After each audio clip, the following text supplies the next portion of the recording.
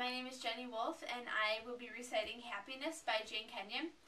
And I chose this poem because I read it, and I was already planning on doing another poem, but I came across this one, and I read it, and I said that I had to do this poem instead because this basically embodied everything I feel about life and that I feel should be going on in life.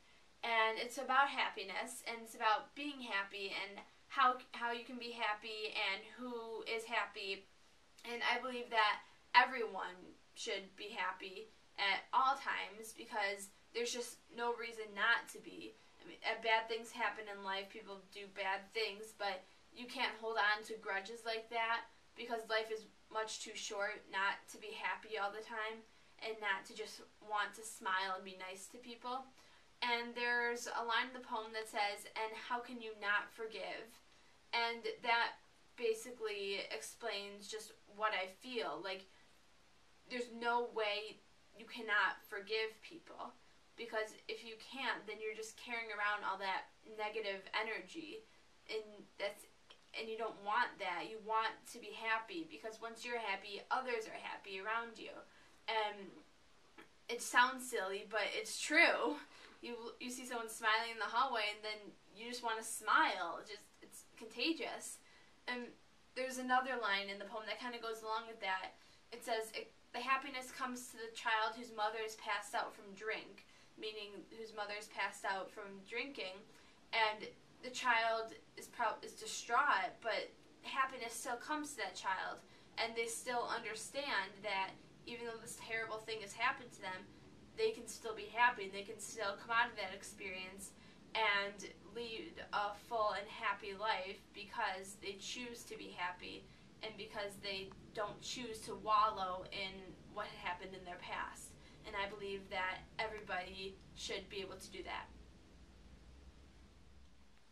Happiness by Kenyon.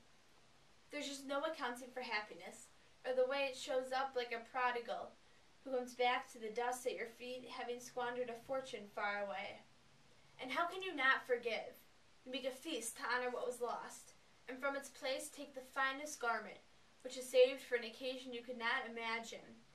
You weep night and day to know that you were not abandoned, that happiness saved its most extreme form for you alone. No, happiness is the uncle you never knew you had, who flies a single-engine plane onto a grassy landing strip, who hitchhikes into town and inquires at every door until he finds you, asleep mid-afternoon, as you so often are during the unmerciful hours of your despair. It comes to the monk in his cell, to the woman sweeping the streets with a birch broom.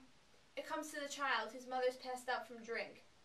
It comes to the lover, the dog chewing a sock, the basket maker, the pusher, to the clerk who's stacking cans of carrots into the night. It even comes to the boulder, in the perpetual shade of pine barren, in the rain falling to the open sea, to the wineglass weary of holding wine. I think another reason why I chose this poem is because it really reminds me of my cousin Isaac. Isaac lives in Princeton, New Jersey, and when he was around 2, he went to the doctor, and he was diagnosed with a brain tumor. And the doctor said that he would not live past 5 years old, if he even made it to 5 years old. They were not sure. Isaac is now 16 years old, and he is absolutely in love with life. He's just so happy. And he always is never upset, always very full of life and enjoys everything we do. He was bar mitzvahed a couple years ago, and while he can't really function as like a normal teenager could, he's so aware of other people's emotions and always wants to try and make people happy, whether they are happy already or whether they just are in a bad mood.